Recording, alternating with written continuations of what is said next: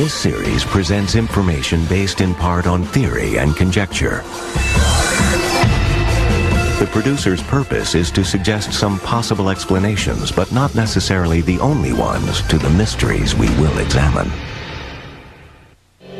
This is the clearest film ever shot of a real, unidentified flying object. 68,000 UFO reports have been filed in this country alone. Skeptics, however, pose an important question. If flying saucers are so common, why haven't we captured one? In a remote New Mexico desert, researchers have discovered a startling answer to that question.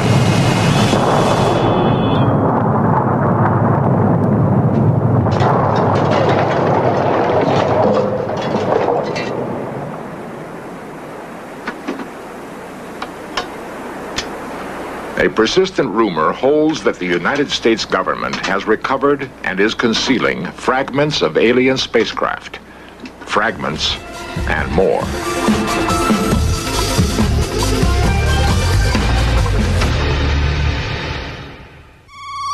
Charges of a UFO cover-up began almost with the first famous flying saucer sightings in late June 1947. It's curious. These reports seem to center around areas where atom bombs and rockets were tested. Were alien forces keeping watch on the new weapons we savages had invented? The flying discs became the Pentagon's nightmare. Seemingly, our fastest jets could never come close to their incredible speeds and right-angle turns. UFOs were said to be able to shut down guided missiles by remote control. The Air Force organized Project Blue Book to officially investigate UFOs. Since its termination in 1969, Blue Book has been alternately praised and damned. Well, the Air Force position is that we investigated UFOs for 22 years, over 12,000 sightings. Colonel Don Burgrave, U.S. Air Force. About 95% of all the UFOs were explainable. They were weather phenomenon, they were balloons, they were airplanes, they were lightning. And we concluded as a result of our investigations, which was carried out very scientifically, that one, there was no threat to the security of the United States, and there was no evidence that we could ever locate that an extraterrestrial vehicle had landed here. New York lawyer Peter Gersten sued the CIA and FBI to release 5,000 UFO-related documents. The reading of all the documents reveals that UFOs have the ability to render inoperable present-day technology. UFOs have the ability to gain access to our most sensitive military installations, unrestricted and unlimited access to nuclear installations. There's no doubt about it in my mind that there's a government UFO cover-up. Ray Fowler, civilian UFO researcher for 17 years. I've talked to military people who have told me about government cover-ups, how they've been instructed to say this and to say that. And I worked for the United States Air Force Security Service myself, and which worked for the National Security Agency, and I'm very familiar with intelligence operations and cover stories and things like that. So there's no doubt in my mind that there is a cover-up. If there was a planned cover-up, then they were very successful in keeping it from me. Colonel Robert Friend, former head of Project Blue Book, now an engineer on the space shuttle. A lot of these organizations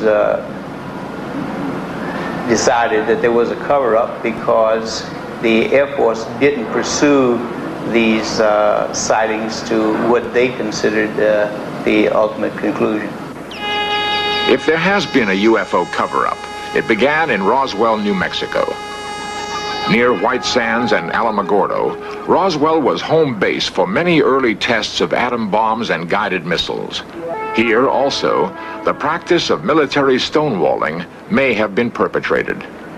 The case began when Roswell businessman Dan Wilmot witnessed an amazing object over the town. His son tells the story. This was their home in July of 1947, and it was one summer evening. They were sitting out here. Dad looked up in the west and saw an object that came down and had lights blinking, and it was rather frightening to him, but he said all of a sudden it seemed to rock a little bit and sort of counterbalanced itself wiggle a little bit, and then seemed to settle down and take off at a rapid rate of speed. The next day, reporters heard that the Air Force had found fragments of the mystery object crashed on a remote ranch northwest of Roswell. Excitement ran high until officials announced it was only a weather balloon. Major Jesse Marcel, in charge of the operation, now tells a far different story. They took pictures, of course. They had a whole flock of microphones there. They wanted me they wanted some comments from me, but I wasn't at liberty to do that. So all I could do is keep my mouth shut. And General Ramey is the one who discussed or told the newspapers, the newsmen, what it was and to forget about it. It was nothing more than a weather observation balloon. Of course, which we both knew differently. Major Marcel had to keep silent because of his strategic position at that time. He was in charge of all security and intelligence on atomic tests in the United States and the Pacific. Marcel retraced his secret recovery operation across the hot New Mexico desert. We left Roswell perhaps around 3:30 or 4 o'clock in the afternoon. As you can see, it's flat. It is very difficult. In fact, with just verbal directions, we never would have found it. We had to follow the rancher out there. The crash site was so remote, it took an entire day to drive there. The following morning, we went out to the site where the crash was. And what I saw, I couldn't believe there was so much of it. It was scattered over such a vast area. So we proceeded to pick up as much of the debris as we could, loaded in a wagon. We filled that up. It took us a good part of the day to do that, because there were such small fragments that we had to do a lot of picking. We found a piece of metal about a 1.5 to 2 feet wide and about 2 or 3 feet long. Felt like you had nothing in your hands. It wasn't any thicker than the foil out of a pack of cigarettes. But the thing about that got me is that you couldn't even bend it, you couldn't dead it. Even with a sledgehammer would bounce off of it. So I knew that I had never seen anything like that before. And as of now, I don't know what it was.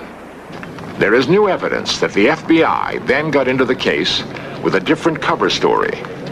Lawyer Peter Gersten, searching through declassified government documents, came across a mention of the Roswell case.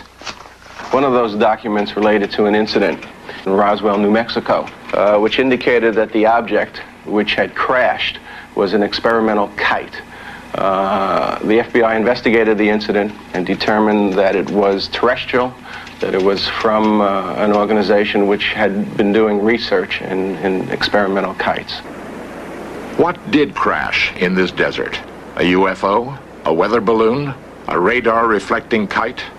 It was not anything from this earth that I'm quite sure of, because being an intelligence officer, I was familiar with just about all materials used in aircraft and in our air travel. This is nothing like that. It could not be. It could not have been.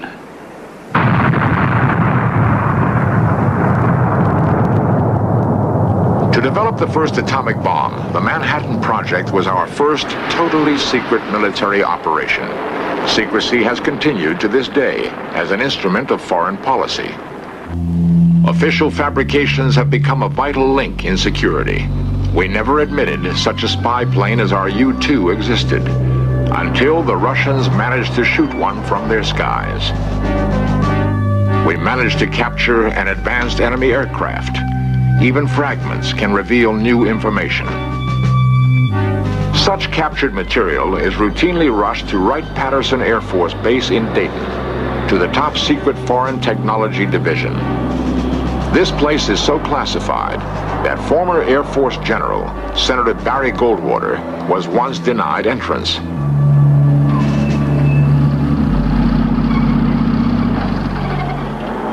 For 30 years, rumors have spread about Wright-Patterson Air Force Base.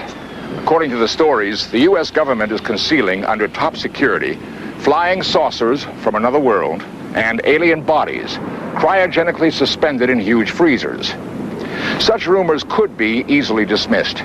except that UFO researchers have gathered information leaked from military sources, sources who claim to have seen the craft and the bodies. The stories and rumors all mention a mysterious Hangar 18 as the ultimate repository. In search of cameras were the first allowed to photograph inside this hangar. Is it possible that here in Hangar 18, highly secret activities once took place? What evidence of a cover-up might we hope to find?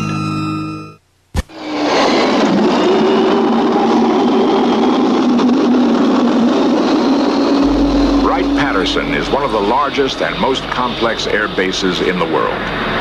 In the Foreign Technology Division alone, hundreds of secret experiments have been undertaken. Continuing military security has made Hangar 18 a mysterious citadel. Some experts believe that new designs have been created here. Every branch of the military has experimented with flying wedges, flying wings, hovercraft, with an amazingly consistent lack of results. The flying saucer shape was an obsession of aeronautical pioneer Edmund Doak. These rare films show static and dynamic tests of his early models. Doak spent 30 years and $250,000 investigating the problems of circular airfoils. Ironically, just when he seemed on the verge of a breakthrough with his Doak 16 vertical takeoff plane, the Air Force canceled development on his projects. No reason was ever given. NASA tested the H-2F2 lifting body as a prototype for the space shuttle.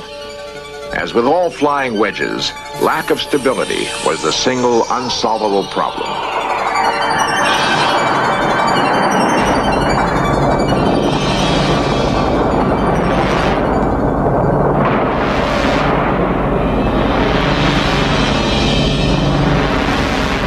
Unable to confirm a single successful test of a manned flying saucer. Yet, the effort continues. Why? Does the government have some reason to pursue this quest? A reason they're keeping secret? From Wenham, a suburb of Boston, comes an eyewitness account which could explain this continued military fascination with flying saucers. Ray Fowler, one of the most respected civilian UFO investigators, is also author of 2 bestsellers in the field.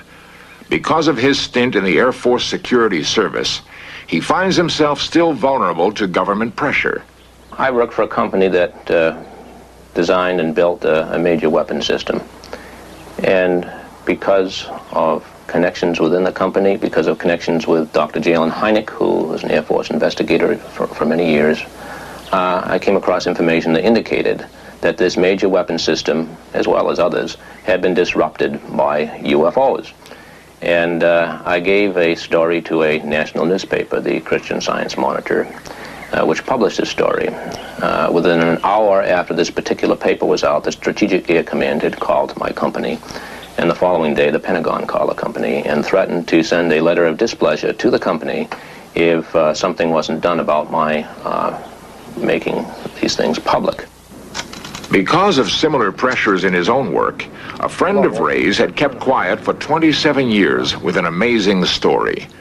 Ray tried to convince the friend to tell his story on In Search Of. I know it's been several days now, and I've been waiting for you to call me on this, but have you come to any conclusions? The man finally agreed, for the first time, to talk, but only under strict conditions. I can assure you that your name will not be used.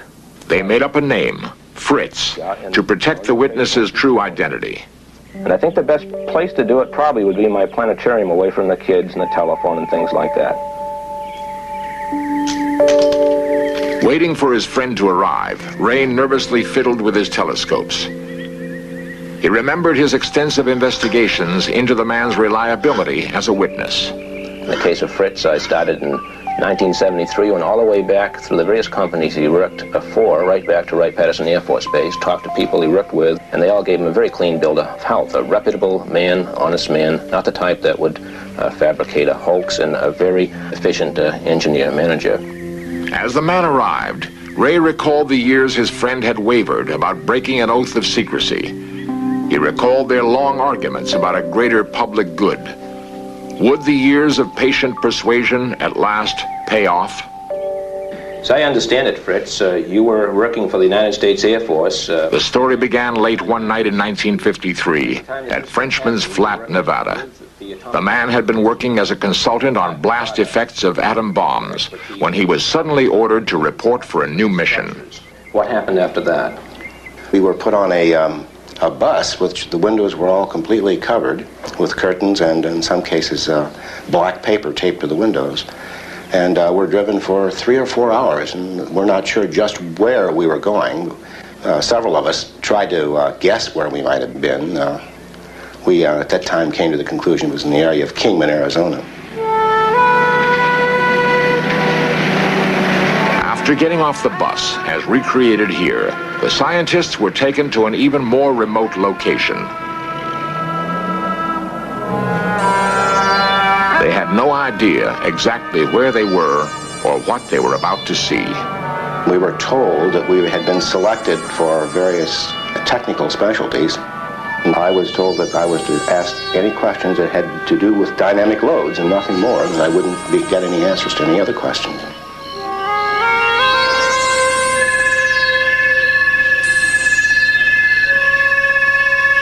It looked like two saucers, I would call it, one on top of the other, inverted, probably 25 to 30 feet in diameter. In terms of something known, what kind of metal would it look like? Well, it would look like a brushed aluminum. I'm sure it probably wasn't that. I say that because I noticed no scratch marks.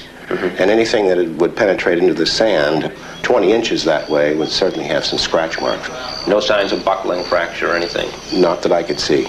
I accepted it was probably some United States government vehicle, a highly classified vehicle. In fact, we were told that that's what it was. Interestingly enough, one of the questions I needed to know was what the mass of the vehicle was. Well, I can tell a lot of things from the penetration into the desert sand and so forth, but I needed to know the mass. And they told me that they weren't going to let me know that. They perhaps didn't even know themselves.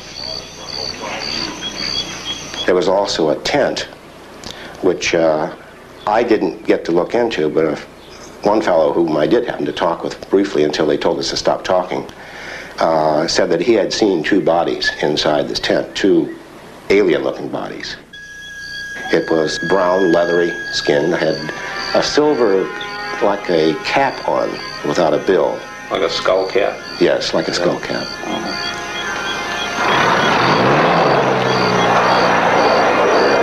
I realized what this really started to mean, but I also at the same time realized probably why the government was keeping it classified. There are a lot of things that could be changed by our culture or religions. There are a lot of things that could be affected by the release of information like that at that particular time. Like many other UFO stories, this also concludes with the recovered craft taken to Wright-Patterson Air Force Base.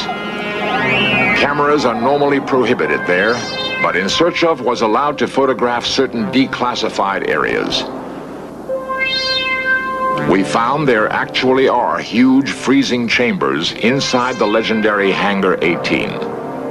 The only knowledge I have of little green men, Martians, or whatever would be from the articles I've read of some of the published novels like Frank Scully's book and things like that. Don Ritter, buildings manager since 1942, claims the giant freezing cells were never used for storage of alien bodies. Building 18 at Wright-Patterson was used primarily for cold soak engine testing, and we had 4 cells in this facility that we would take down to minus 65 degrees Fahrenheit, soak the engine for some period of time, and make the engine starts to test components, engines, and whatever for cold starts. My major criticism is that from way back in the 1947s, there should have been a gradual information release and have the public accustomed to what UFOs are, what we're trying to do about them, and instead they've covered up so long that to admit that they've covered it up, it's almost like another Watergate. Plus the fact, I think they don't have the answers, and if they admitted even what they knew, people would want to know more answers. They don't have the answers to give them. I'm sure they don't have the answers to give them. Based on my own personal and professional experiences, for the last 26 years of wearing this blue suit. And most of that I've been in the public affairs business, where I'm responsible for releasing information to the public. I can assure you on behalf of the Air Force that there's just no truth to that at all. Inside the freezing chambers of Hangar 18, we've examined one small clue in the mystery of the UFO cover-up. Whether it proves fact or fiction, this search for flying saucers has already profoundly influenced our perception of our place in the universe. Colonel Robert Friend, former head of Project Blue Book. I believe that speculation and a scientific approach to it can't live together. I would feel that there were, in lots of instances, cases that had potential scientific pay dirt that possibly should have been pursued further. And in that regard, yes, I think that some of the cases had a lot of promise. The Roswell case and the strange story of the man known as Fritz are two dramatic examples of close encounters of the fourth kind. Like the 68,000 reports on record of UFO sightings, they exist in a limbo, halfway between science and speculation. Coming up next, Pappy Boynton and his flyers used some captured enemy planes for a raid on a Japanese aircraft carrier in the Black Sheep Squadron. Then we've got Modern Marvels with the story of the battle between Tom Edison and Nikola Tesla over electricity systems and how Niagara Falls was harnessed to produce electricity. But stay tuned now for the Black Sheep Squadron here on the History Channel, where the past comes alive.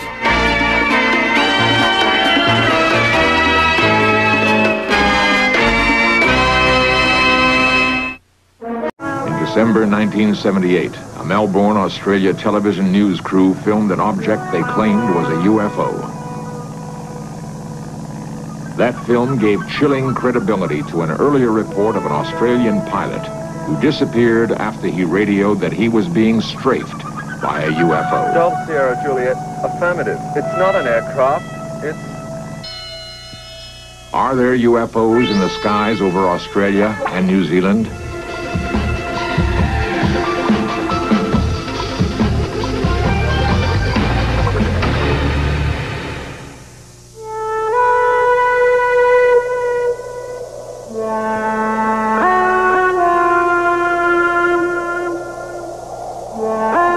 In the last 30 years, there have been more than 110,000 recorded UFO sightings.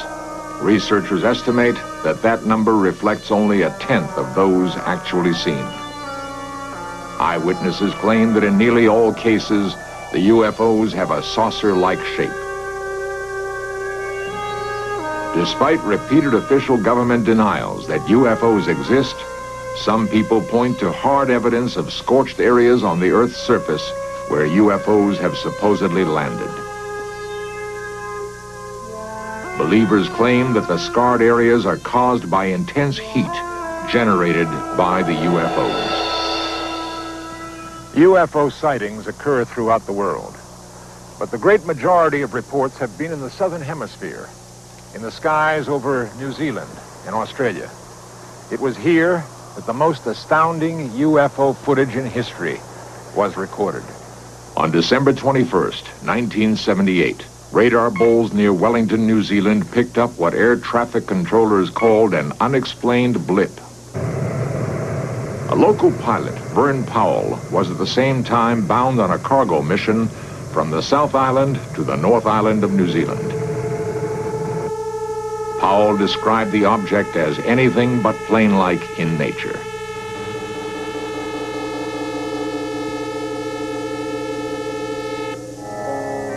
What was it that Captain Powell, a 35-year flying veteran, saw in that December night sky? Douglas Maben heads New Zealand's Mount John Observatory. Well, at that time that was taken, there were two very bright objects in the sky. One early in the morning was the planet Venus, seen in the mornings fairly close to the horizon. And during the night, from a little bit before midnight through to morning, the planet Jupiter was up in the sky, and it was very bright, though not as bright as Venus. So depending on the time of day or night when the photograph was taken, it could have been one of those two planets. People have been able to give us a fair enough description of the time and the position in the sky. They see these things, we're able to work it out, and every report I've had, we've had that sort of description, we've been able to identify it. The reports of these have been going on for so many years now, and if there's such an intelligent set of people about coming from outside the Earth that have been coming around all these times, I think by now they would have landed and introduced themselves. Others weren't so sure. Quentin Fogarty, a reporter for an Australian television station, was in New Zealand at the time of Vern Powell's flight. His station requested him to do a story on Powell's experiences. Together with David Crockett, a New Zealand cameraman, Fogarty decided to retrace the flight path of Captain Powell. In Search Of has recreated what happened to Fogarty on that fateful flight.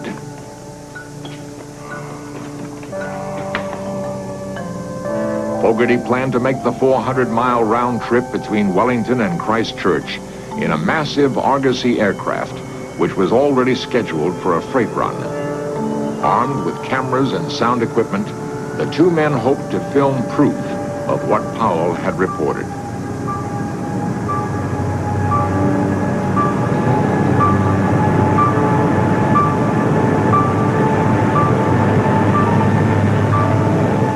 Fogarty realized that the chances of seeing what Powell saw 10 days earlier were remote, but he still had strange feelings about the flight.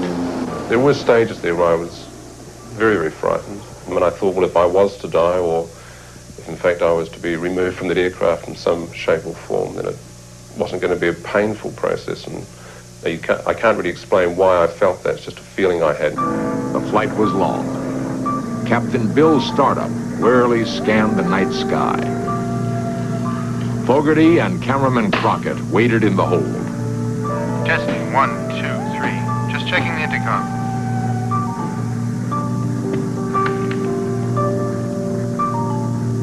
It may be a long night.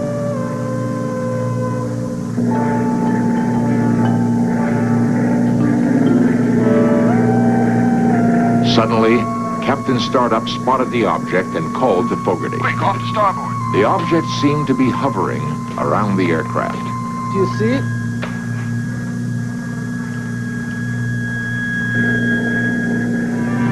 Unable to get good camera position, Fogarty and Crockett raced up to the cockpit.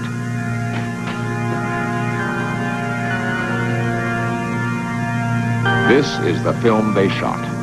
And by the time David and myself got onto the flight deck, I could see two bright lights, and in retrospect it now appears that this object was quite low, and in fact was reflecting on the water. We just kept looking at this one bright object that looked like a very bright star outside our starboard window. So we turned towards the object, and at this time David was continuing to film, and at one stage he said to me, he got very excited and turned around to me and said, you know, it's got a brightly lit bottom and a sort of transparent sphere on top. And I was doing a tape commentary at the time, and I remember saying that sounded like a classic flying saucer shape. And I think it was the last person to see it, was that I looked out the right-hand side of the aircraft and peered right down. And this object just went below the aircraft and disappeared. Nobody connected with this case has been prepared to say that they are extraterrestrial, because I don't think you can ever say anything is extraterrestrial until you can actually physically hold on to it or meet with the inhabitants, or, you know, or the thing lands in Central Park and you beam it live television around the world, and then people would say it was hoaxed anyway. But there are a number of possibilities, and I think that probably the strongest of all the possibilities is that it is extraterrestrial. The film is unlike any other recorded in history. The object darted about, changed color, shimmered with an eerie translucency. The object was incredibly bright, far brighter than any planet or star. The film, shot by Fogarty and Crockett, has since been analyzed by U.S. and Australian scientists. Their conclusions have been that it does show some metallic object, unearthly in its brightness. No one will hazard a guess as to what it was or why it appeared where it did. By plotting where UFOs have reportedly appeared, a complicated grid system was devised by a man who has become the dean of UFO researchers. Bruce Cathy, a commercial pilot for more than 40 years, believes that his system, controlled by the elements of light, energy, and matter, validates the presence of UFOs. Square one. I only found the system by actually studying UFOs, or the movement of UFOs. And it was after I found that UFOs have to use that system or tune into that system if they're going to move from point to point in space. The UFO shots were taken in New Zealand around last Christmas. Everything points to the fact that they were definitely, it was hardware in the sky. And the main reason I say this is the fact that it's not the first time. It was a bit of a joke to us at the time when there was such a furor made about this publicly worldwide, as if it was one case. Well, it's not so. There's been many, many cases similar to this in New Zealand and in the same area. There's been material tracked around the Cook Strait area and up around that area on many occasions by radar in Wellington. And on many occasions, even in daylight, there's been an object seen in the sky by crews in an aircraft, and that's also been sighted on radar. And in one of those particular cases, the radar crew asked the crew of the aircraft to vector themselves onto this object so that they could get a closer look at it. The crew were watching this from a distance and they refused. And that object was in that area for so long that even on the second trip back from Wellington across the Straits again, it was still there. The crew saw it a second time. But that was a broad daylight case. So in nowhere could they say there was lights at night being reflected or a Venus or anything like this. This is, but there have been many cases like this, and particularly in that area. This UFO film shot over New Zealand might bear a strange relationship to an event which occurred 3 months earlier. In Search Of examines that event next.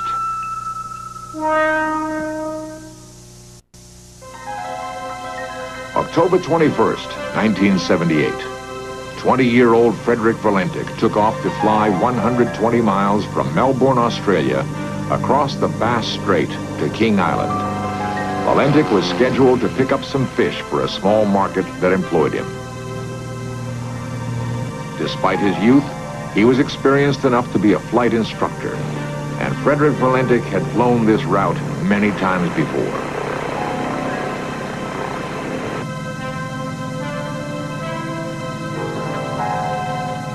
Delta Sierra Juliet, pilot to ground. Is there any known aircraft in my vicinity below 5,000 feet? Delta Sierra Juliet. Negative, no known traffic. Delta Sierra Juliet. There seems to be a large aircraft below 5,000 feet. Delta Sierra Juliet. What type of aircraft? I cannot confirm, but it's 4 bright lights that appear to be landing lights. Unknown aircraft has just passed over me, about 1,000 feet. Is large aircraft confirmed? Delta Sierra Juliet, affirmative at the speed it's travelling. Are there any RAAF aircraft in the vicinity? Negative. Confirm you can't identify aircraft. Affirmative.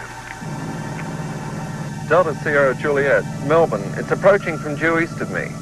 It seems to be playing some sort of game, flying at a speed I can't estimate. Stephen Roby, air traffic controller on duty then, explains the reported UFO's movement. Times and coming from various directions.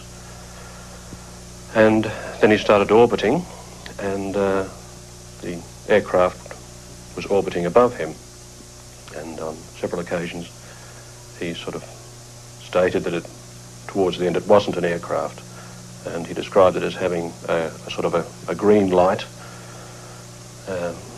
on it, and also it appeared to be a sort of a silver metallic colour. Delta Sierra Juliet. What is your altitude? Delta Sierra Juliet, 4,500 feet. Delta Sierra Juliet. Confirm you can't identify aircraft. Affirmative. It's not an aircraft, it's... Guido Valentic is Frederick's father. Night. He's supposed to join us with friends where we went for some movie, family movie projection. And that night he never turned up, he didn't ring up. Normally he's always, when he go for a trip, when he return at the airport, he normally would have called us, you know, I'll be home after an hour or so. But that night, it was quite strange, you know. We didn't know anything about it. We got home about 11 o'clock and he wasn't home. My wife then started to worry about it. And so, you know, I said, oh, this is too late to start inquiry. Can you describe it? Delta Sierra Juliet. It's flying past. It is a long shape. Cannot identify more than that. Coming for me right now.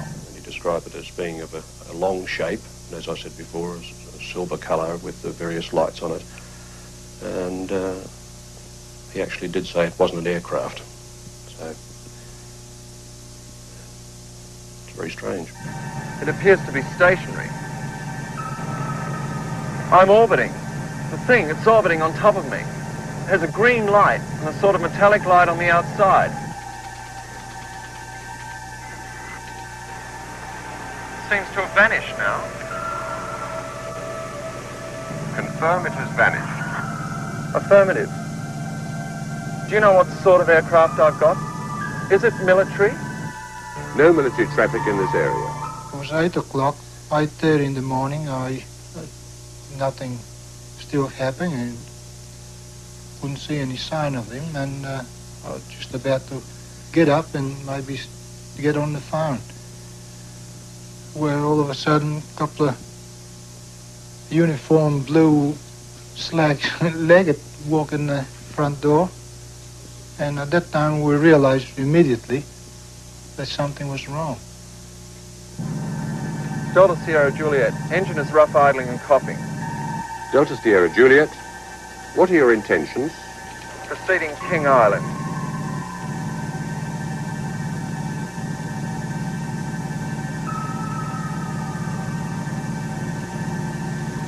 Delta Sierra Juliet. Unknown aircraft now hovering on top of me. Finally, we lost contact with him in a very strange way. The communications he was putting out seemed to break. People describe it as a sort of a metallic sound, the last transmission that was sent from Delta Sierra Juliet. Delta Sierra Juliet. Acknowledge. Do you read me?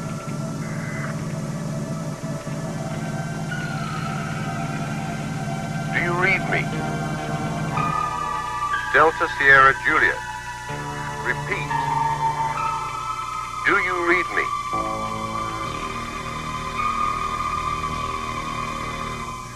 Despite an extensive 4-day search, which included using a sophisticated Orion aircraft capable of detecting any sort of debris at great ocean depths, not a single scrap of wreckage was ever found. No hard evidence ever turned up that would explain the disappearance of Frederick Valentic. But theories abound.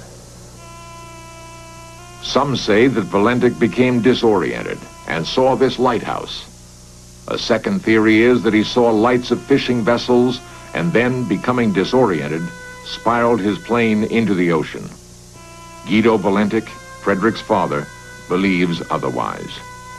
Well, after Frederick reported this UFO incident, I inclined to think that it could be some intelligent life in the outer space, despite all the officials are trying to suppress this, or really makes me very confused, because knowing Frederick, what he radiated, and knowing my son wouldn't make himself so ridiculous in stating things like that. So I'm inclined to believe that really must be something in the space that the general population may not aware to be. And I realized after his disappearance, which I couldn't have the opportunity before, how many calls I get from various parts of the world. And they really encouraged me to believe that he could be still alive, maybe with another intelligence in space.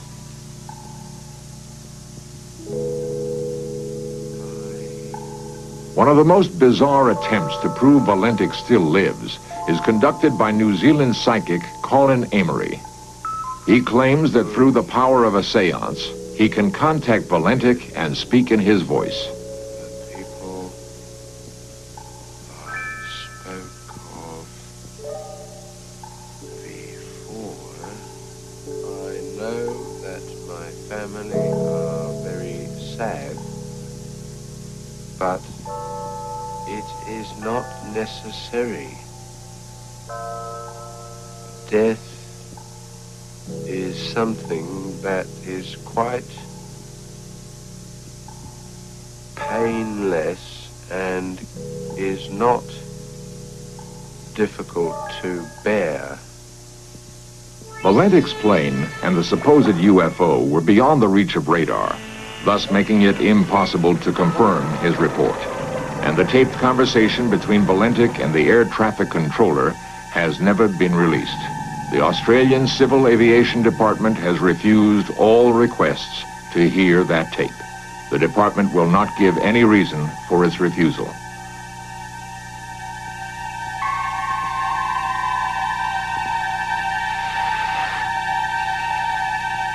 Delta, Sierra, Juliet. Acknowledge. Do you read me?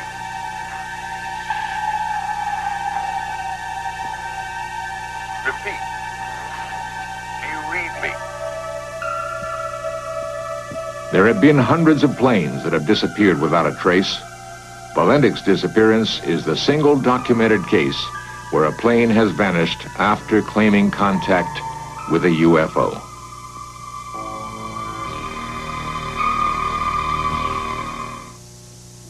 For years, In Search Of cameras have found and recorded the reports of individuals claiming to have seen UFOs. And there was this weird object, funny noises, and it was really bright. When I first saw it, I was standing approximately right here, but I couldn't get too good of a view of it because the brush and the trees are in the way. I don't know how many people saw it and told us the next day that they saw this thing up in the sky. In the sky. I noticed up by the blue shed over there that there was something in the sky. It was definitely right there. On the night of November 2nd, 1975, I was sitting here doing my homework, and I looked out the window, and right above the blue building, I saw a UFO come down out of the sky. All of these first-hand accounts, together with the strange occurrences in the southern hemisphere, only makes one wonder what really does exist in outer space.